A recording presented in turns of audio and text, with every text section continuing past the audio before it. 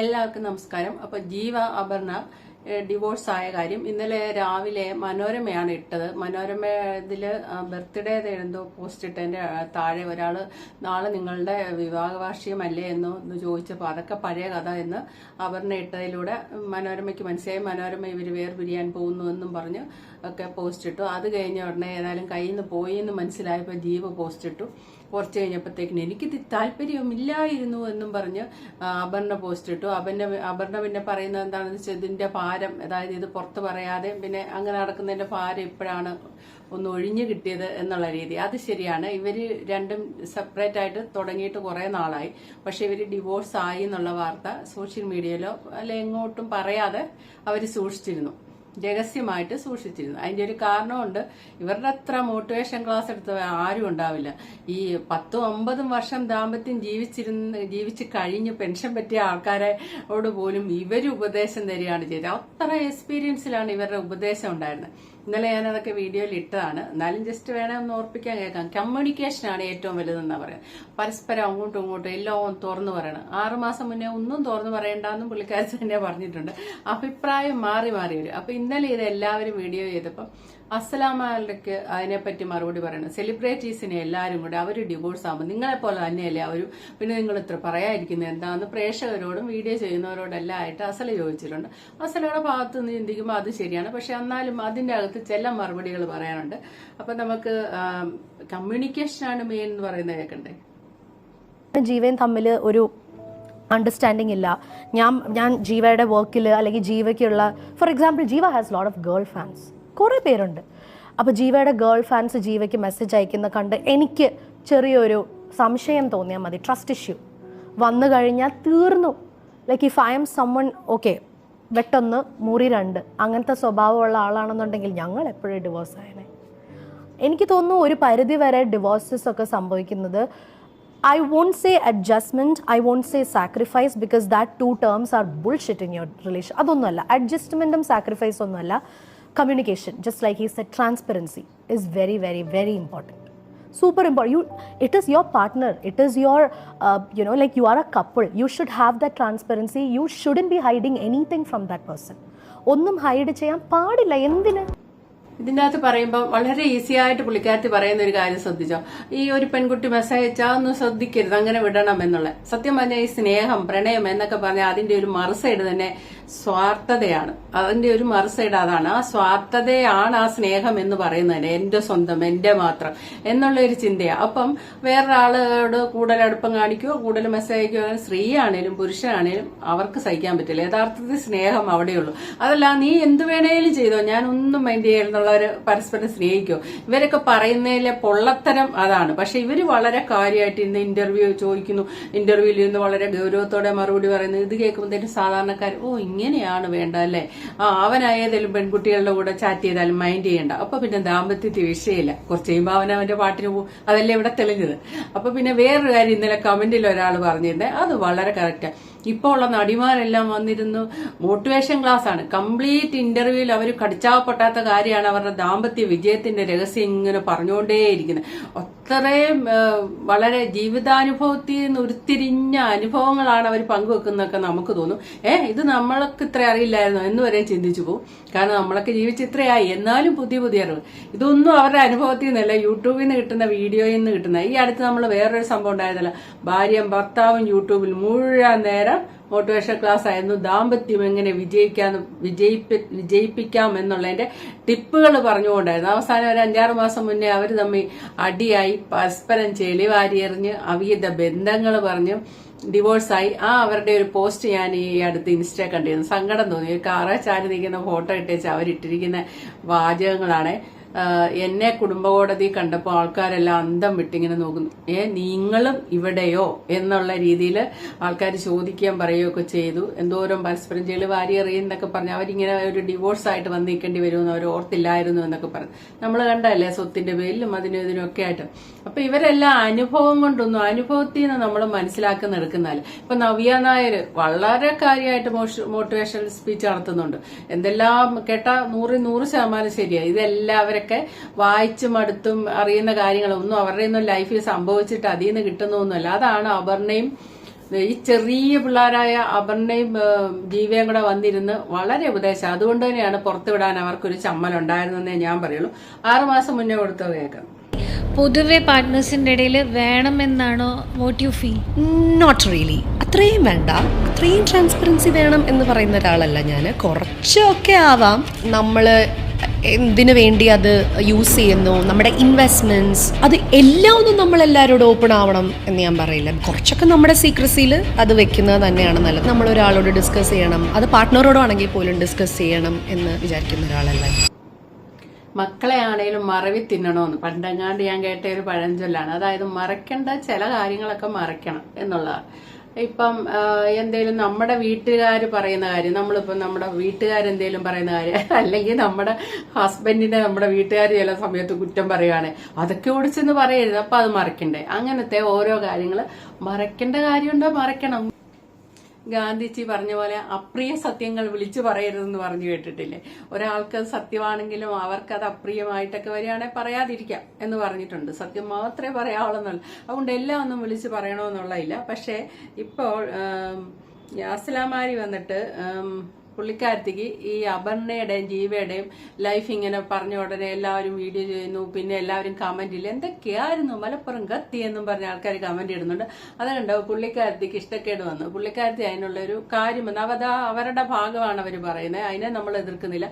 കാരണം ഞങ്ങൾ മാത്രമേ ഡിവോഴ്സ് ആകുന്നുള്ളൂ, നിങ്ങളും ഡിവോഴ്സ് ആവുന്നില്ലേ, പിന്നെ എന്താണ് ഞങ്ങളെ മാത്രം ഇങ്ങനെ ആക്രമിക്കുന്നത് എന്നൊക്കെയാണ് പുള്ളിക്കാരത്തി ഉദ്ദേശിക്കുന്നത്.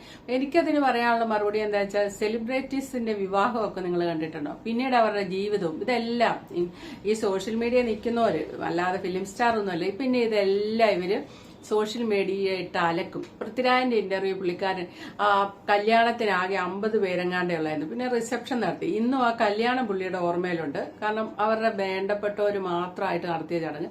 റിസപ്ഷനെ പറ്റി ഒന്നും ആലോചിക്കുന്നില്ല എന്ന് പറയും. പൃഥ്വിരാജിന്റെ അഭിപ്രായത്തിൽ അത് അങ്ങനെ എല്ലാവരെയും വിളിച്ച് ഒന്നും അല്ലാതാക്കുന്നതിലും നല്ലത് ആരുമില്ലാതെ അവരുടെ ആൾക്കാരെ മാത്രം വെച്ച് ചെറിയ ചടങ്ങ്. അതേപോലെ ഇവര് ഈ യൂട്യൂബേഴ്സ് ആയിട്ടുള്ള ഇൻഫ്ലുവൻസേഴ്സ് കല്യാണം കഴിച്ച് കഴിയുമ്പോഴോ ഒക്കെ ആപ്പിളോ എന്തെങ്കിലും ഉണ്ട് അത് ഒന്നിച്ച് കടിക്കുന്നു, ഒന്നിച്ച് കെട്ടിപ്പിടിക്കുന്നു, ഒന്നിച്ച് ഉമ്മ കൊടുക്കുന്നു. ഇവര് വീഡിയോ ആയിട്ട് ഇടാത്തില്ല. അപ്പൊ ജനങ്ങൾക്ക് അതൊരു പട്ടി ഷോയാണ്. സാധാരണക്കാർ കല്യാണം കഴിച്ചാൽ ഇത് വല്ലതും കാണിക്കും. നമ്മളെല്ലാം ഒരുമാതിരി കല്യാണം കഴിച്ചാലും സ്വന്തം വീട്ടിലെ അച്ഛൻ, ആങ്ങളമാര്, അങ്ങനെയുള്ള ബന്ധുക്കാർ ഇവരൊക്കെ കാണും. അവരുടെ മുന്നിൽ പോലും നമ്മൾ ഒരു ഷോയും നടത്തുകയില്ല. അതിന് പോലെ ഇവര് വന്ന് പബ്ലിക്കായിട്ടാണ് ഷോ നടത്തുക. ഇതൊക്കെ സ്വന്തം വീട്ടിൽ സ്വകാര്യത ചെയ്യേണ്ടതല്ലേ എന്ന് ആൾക്കാർ കമന്റ് ഇടാറുണ്ട്. ഇതെല്ലാ പട്ടിഷോയും കാണിച്ചിട്ട് ഇവരൊരു സുപ്രഭാതത്തിൽ ഡിവോഴ്സ് ആകും. അപ്പൊ ജനം പറയും, അയ്യോ എന്തായിരുന്നു വന്നേ, ഞങ്ങൾക്ക് അറിയായിരുന്നു. ഇത് പറയുന്നതാണ് അസലക്ക് ഇഷ്ടമില്ലാതായി. അതൊന്ന് കേൾക്കാം. ഒരുപാട് ദിവസമായി, അല്ലെങ്കിൽ ഒരുപാടായി ഞാൻ ഇങ്ങനെ ഒരു വീഡിയോ ചെയ്യണം എന്ന് ഞാൻ വിചാരിക്കുന്നത്. പക്ഷേ ഇന്നാന്ന് തോന്നുന്നു അതിനുള്ള ഏറ്റവും കറക്റ്റ് ദിവസം എന്ന് പറയുന്നത് കേട്ടോ. എന്താണെന്ന് വെച്ച് കഴിഞ്ഞാൽ, എനിക്ക് നിങ്ങളോടൊരു പറയാനൊരു കാര്യമുണ്ട്. അറ്റ്ലീസ്റ്റ് എന്നെ സ്നേഹിക്കുന്ന എൻ്റെ ഫോളോവേഴ്സിനോടും സബ്സ്ക്രൈബേഴ്സിനോടും എനിക്ക് ആത്മാർത്ഥമായിട്ടൊരു കാര്യം പറയാനുണ്ട്. ഡിവോഴ്സ് എന്നുള്ളത് ആരുടെ ലൈഫിലും എപ്പോൾ വേണമെങ്കിലും സംഭവിക്കാവുന്ന ഒരു കാര്യമാണ്. ഓക്കെ, എപ്പോൾ വേണമെങ്കിലും. ഇന്ന് സന്തോഷത്തിലായിട്ട് നാളെ എന്തെങ്കിലും ഒരു എന്തോ റീസൺ വന്നു കഴിഞ്ഞാൽ നടക്കാവുന്ന ഒന്നേ ഉള്ളൂ ഈ ഡിവോഴ്സ് എന്ന് പറയുന്നത്. അത് നമുക്ക് ഒരിക്കലും പ്രെഡിക്റ്റ് ചെയ്യാൻ പറ്റില്ല. അത് എപ്പോൾ നടക്കുന്നു, എപ്പോൾ സംഭവിക്കുന്നു പറയാൻ പറ്റില്ല. ആരുടെയും ജീവിതത്തിൽ അങ്ങനെ നടക്കാതിരിക്കട്ടെ എന്ന് മാത്രമേ നമുക്ക് പറയാൻ പറ്റുള്ളൂ. ഇനി എനിക്ക് പറയാനുള്ളൊരു കാര്യം എന്ന് പറഞ്ഞു കഴിഞ്ഞാൽ, എന്തുകൊണ്ടാണ് ഈ സോഷ്യൽ മീഡിയ യൂട്യൂബേഴ്സ് അല്ലെങ്കിൽ ഇൻഫ്ലുവൻസേഴ്സ് അല്ലെങ്കിൽ ഇവരുടെ ഫിലിം ആക്ടേഴ്സ് ഇവരുടെ ഡിവോഴ്സ് വരുമ്പോൾ മാത്രം ഇത്രയും സെലിബ്രേറ്റ് ചെയ്യുന്ന ആൾക്കാർ എന്തുകൊണ്ട് ഇത്രയും സന്തോഷം അല്ലെങ്കിൽ കളിയാക്കാനും തോന്നുന്നത്? ഞാൻ എല്ലാവരും അല്ല പറയുന്നത്, പക്ഷേ കുറച്ച് കൂട്ടം ആൾക്കാർക്ക് ഒരു ബ്ലെയിം ചെയ്യാൻ നിങ്ങൾക്ക് തന്നെ അറിയുന്നുണ്ടായിരിക്കും. ഒരുപാട് ആൾക്കാർക്ക് ജെന്യുവിനായിട്ട് വിഷമം തോന്നുമെങ്കിലും ഇതിന് വിഷമം തോന്നേണ്ട പോലും ആവശ്യമില്ല സത്യം പറഞ്ഞാൽ. കാരണം ഇത് 2 വ്യക്തികൾ തമ്മിൽ എടുക്കുന്ന ഒരു ഡിസിഷനാണ്. അവർക്ക് ഒത്തുപോകാൻ പറ്റാത്തതുകൊണ്ടാണ് അവർ ഡിവോഴ്സ് ആവുന്നത്. അപ്പോൾ അതിൽ നമ്മൾ വിഷമിക്കേണ്ട അവർ ആവശ്യം വരുന്നില്ല. കാരണം ആ വ്യക്തികൾക്ക് മാത്രമേ ഉള്ളൂ എന്താ ഗോ ത്രൂ ചെയ്യുന്ന ഒരു കാര്യം എന്നുള്ളത്. എനിക്ക് പക്ഷെ പറയാനുള്ളത്, എന്തിനാണിത് സെലിബ്രേറ്റ് ചെയ്യുന്നത്? കുറേ ആൾക്കാർക്ക് കുത്തി നോവിക്കാൻ ഭയങ്കര ഇഷ്ടം. ഇതൊക്കെയല്ലേ റിയൽ അല്ല എന്നുള്ളത് ഇപ്പം മനസ്സിലായില്ലേ? ഈ കാണുന്ന ഇൻഫ്ലുവൻസേഴ്സും യൂട്യൂബേഴ്സും അല്ലെങ്കിൽ കാണുന്ന സിനിമ ആൾക്കാരും ഒക്കെ ഇത്രയേ ഉള്ളൂ ഇവരുടെ ലൈഫ് എന്ന് പറയുന്നത്. ഇത്രയേ ഉള്ളൂ. കണ്ടില്ല അവരെന്ത് ഹാപ്പി ആയിരുന്നു? ഇതൊന്നും കണ്ട് നിങ്ങൾ തുള്ളരുത്. എന്തൊക്കെയായിരുന്നു ഇവരെന്തൊക്കെയാണ് കാണിച്ചു കൂട്ടിയിരുന്നത്, എന്തൊക്കെയായിരുന്നു എന്നുള്ളൊരു സാധനം. ഇതൊക്കെ ഞങ്ങൾ മുന്നേ പ്രെഡിക്റ്റ് ചെയ്തതാണ്. അത് ശരിയാട്ടോ. ഒരാളുടെ കല്യാണ വീഡിയോ വരുവാണ്, അല്ലെങ്കിൽ ഒരാൾ കല്യാണം കഴിച്ച് പറയുന്നത്, അതിൻ്റെ താഴെ ഒരു മെജോറിറ്റി കമൻറ്റ്സ് ഇതായിരിക്കും. ഇത് ഏറി വന്ന 1 വർഷം 2 വർഷം എന്നുള്ളൊരു കമൻറ്റ് ആയിരിക്കും കൂടുതൽ. നിങ്ങൾക്ക് എൻ്റെ കല്യാണത്തിൻ്റെ വീഡിയോക്ക് പോലും ഇപ്പോഴും ഒരു ഷോർട്സ് ഇപ്പോഴും അത് റീച്ച് പോയിക്കോ. എനിക്കറിയില്ല കേട്ടോ, ഇത്രയും വർഷം എന്താണ് ഈ പറയുന്നത് ശരിയല്ലേ? റിയലും റിയാലിറ്റിയും രണ്ടാ. നമ്മളാ പറയുന്നത് ശരിയായി. ഇവർ ഈ ക്യാമറയ്ക്ക് മുന്നിൽ നിന്ന് വളരെ പട്ടിഷോ കാണിക്കും. അതല്ല റിയാലിറ്റി. ഒരിക്കലും ഇവരെ മാത്രം സെലിബ്രിറ്റീസ് ഡിവോഴ്സ് ആയ ഉടനെ പറയും എന്ന് പറയാം. ഇതിന്റെ ഒരു മറുസൈഡ് പറയാം. ഫിലിം ഫീൽഡിലൊക്കെയുള്ള അഭിനേത്രികളായ സ്ത്രീകള് പെട്ടെന്ന് ഒരു സുപ്രഭാതത്തിൽ വീട്ടുകാർ പറയുന്നു വരനെ കണ്ടെത്തുന്നു, അങ്ങനെ അങ്ങ് കല്യാണം കഴിക്കുന്നു, അമേരിക്കയിലുള്ളതോ അല്ല എങ്ങനെയും. ഇപ്പൊ ദിവ്യ ഉണ്ണി, പഴയ നടി അമ്പി, അങ്ങനെയൊക്കെ അമേരിക്കക്കാരെ അവരെവരെയൊക്കെ കല്യാണം കഴിച്ചു പോകും. കുറച്ച് കഴിയുമ്പോൾ ഇവർക്ക് വേർപ്പ് ഒപ്പിക്കൊടുക്കാൻ വരെയും തോഴിമാരുണ്ട്, വേലക്കാരുണ്ട്. ഇത് കഴിഞ്ഞ് ഇവരവിടെ പോയി ഒരു സുപ്രഭാതത്തിൽ എഴുന്നേക്കുന്നു, രാവിലെ തൊട്ട് കിച്ചണിൽ കയറി. വേലക്കാരി ഉണ്ടെങ്കിലും കിച്ചണിൽ കയറാൻ പറ്റിയല്ല, ഭാര്യ എടുത്തു കൊടുത്താലേ ചായ കുടിക്കൂ എന്ന് പറയുന്നവരുണ്ട്. അല്ലെ ഭർത്താവിനെ രാവിലെ വിളിച്ചെഴുന്നേൽപ്പിക്കണം, ചിലർക്കാണെങ്കിൽ ബ്രഷ് വരെ എടുത്തു കൊടുക്കേണ്ട അവസ്ഥ വരും. അങ്ങനെ ഒരു ഭാര്യയിലേക്ക്, അങ്ങനെ ശരിയാണെന്നൊന്നും ഞാൻ വാദിക്കുന്നില്ല, അങ്ങനെ ഒരു ഭാര്യയിലേക്ക് ഒതുങ്ങാൻ ഫിലിം സ്റ്റാറിന് സാധിക്കില്ല. കാരണം ഇവരിവിടെ വർണ്ണപ്പെട്ടാർന്ന ഒരു ലോകം, വെള്ളി വെളിച്ചത്തിന്റെ നടുക്ക് നിന്ന് ഇഷ്ടം പോലെ തോഴിമാരുമായിട്ട് ജ്യൂസ് കൊണ്ടുപോവാ എന്ന് പറയുമ്പോൾ ജ്യൂസ്, അങ്ങനെ എല്ലാത്തിനും എന്തിനും വിയർപ്പ് പോലും സ്വന്തമായിട്ട് ഒപ്പുണ്ട്. അങ്ങനെ നിൽക്കുന്ന അവരും മറ്റൊരാളെ സേവിച്ചു പോയി നിൽക്കും. അവർക്ക് അതിന് സാധിക്കില്ല. അതാണ് അവർ കൂടുതലും ഡിവോഴ്സ് ആകുന്നതിന്റെ എനിക്ക് തോന്നിയിട്ടുണ്ടുള്ളൂ. അഭിപ്രായം ശരിയാവണമെന്നില്ല, എനിക്കിങ്ങനെ തോന്നിയിട്ടുണ്ട്. അവർക്ക് ഒരു സാധാരണക്കാരിയായ ഒരു പെണ്ണ് വളർന്നു വരുമ്പോൾ അവൾ സിംഹാസനത്തിൽ ഇരിക്കുന്ന സ്വപ്നം കണ്ടാണ് വിവാഹ ജീവിതത്തിലേക്ക് പോണേ. അവിടെ ചെല്ലുമ്പോൾ ചിലവയാണെങ്കിലും അവൾ അഡ്ജസ്റ്റ് ചെയ്ത് അങ്ങ് പൊക്കോളും. പക്ഷേ ഫിലിം സ്റ്റാറിന് ആ അഡ്ജസ്റ്റ്മെന്റ് എന്ന വാക്ക് അവരുടെ ലൈഫിലേക്ക് അവർ അത്രയ്ക്ക് അങ്ങോട്ട് സ്വീകരിക്കില്ല. അവർക്ക് അതിന്റെ ആവശ്യമില്ല. പണമുണ്ട്, പണ്ടത്തെ പോലെയല്ല. ഇന്നലെ തന്നെ അപർണയുടെ കേസ്, പണം ഉണ്ടാക്കി സ്വന്തം കാലിൽ നിന്ന് കഴിയുമ്പോൾ ആ പണം ആകുന്നിടം വരെ പുരുഷന്മാർ വേണം. പണം ഉണ്ടാക്കി സ്വന്തം കാലിൽ നിൽക്കാന്നുള്ള നല്ല കാര്യമാണ്. നിന്ന് കഴിയുമ്പോൾ അതിന് സഹായിച്ച പുരുഷനെ അപ്പൊ തന്നെ തട്ടി കളയരുത് എന്നൊരു കമന്റ് കണ്ടെന്ന് ഞാൻ ഇന്നലെ പറഞ്ഞില്ലേ. അതേപോലെയാണ് ഇന്നത്തെ കാലത്തെ സ്ത്രീകൾക്ക് വരുമാനം സ്വന്തമായിട്ടുള്ളപ്പോൾ അവർക്ക് അതൊരു വിൽ പവർ ഉണ്ട് എന്ത് പറഞ്ഞാലും. അപ്പൊ ഒരു പരിധി കൂടുതൽ പാർട്ണറെ സേവിക്കേണ്ട ഒരു കാര്യമില്ല. അങ്ങനെയുള്ള പെൺകുട്ടികളാണ് കൂടുതലും ഡിവോഴ്സ് ചെയ്തത്. അപ്പൊ സെലിബ്രിറ്റീസ് എന്നൊക്കെ പറയുമ്പോൾ അവർക്ക് വരുമാനമുണ്ട്. സാധാരണക്കാരെ പോലെ അല്ലേ എന്ന് അസല ചോദിക്കുമ്പോൾ സാധാരണക്കാരി പെൺകുട്ടികൾ കുറച്ചുകൂടെ അഡ്ജസ്റ്റ്മെന്റ് എന്ന വാക്കി തൂങ്ങി അവരവിടെ കുറച്ച് നിൽക്കും. സെലിബ്രിറ്റി സ്ത്രീകൾ അവിടെ നിൽക്കാറില്ല. ഒന്നത്. രണ്ടാമത് ഇവര് ഈ സോഷ്യൽ മീഡിയ കാണിക്കുന്ന നമ്മൾ സ്വകാര്യമായിട്ട് വെക്കേണ്ട കാര്യം വരെ ഇവര് പരസ്യമായിട്ട് ക്യാമറയ്ക്ക് മുന്നിൽ കാണിച്ച് ഇവര് കെട്ടിപ്പിടിക്കുന്നു, ഉമ്മ കൊടുക്കുന്നു, ബെഡ്റൂമിലേക്ക് കയറുന്നു. ഇപ്പൊ ഇൻസ്റ്റയൊക്കെ പരിശോധിച്ചാൽ ഫസ്റ്റ് നൈറ്റ് ഒക്കെ കാണിക്കുന്ന കാണണം. ഒരു സീനൂടെ കാണിക്കാവുള്ളൂ, ബാക്കി എല്ലാം കാണിക്കുന്ന രീതിയിൽ ഇൻസ്റ്റയിലൊക്കെ എത്തിയിട്ടുണ്ട്. അപ്പം ഇതൊക്കെ സ്വകാര്യത കാണിക്കേണ്ട എല്ലാം കാണിച്ചു കഴിഞ്ഞാൽ ഇവര് വേറെ കഴിഞ്ഞാൽ തീർച്ചയായിട്ടും പറയും. അതാണ് പറയുന്നത്, അല്ലാതെ ഇവരെ മാനസികമായിട്ട് ബുദ്ധിമുട്ടിക്കണമെന്നുള്ള രീതി കൊണ്ട് തന്നെ പറയുന്നതല്ല. അപ്പോൾ എന്തുകൊണ്ടാണ് ഇത്രയും ജഡ്ജ്മെന്റിലാവുന്നത്?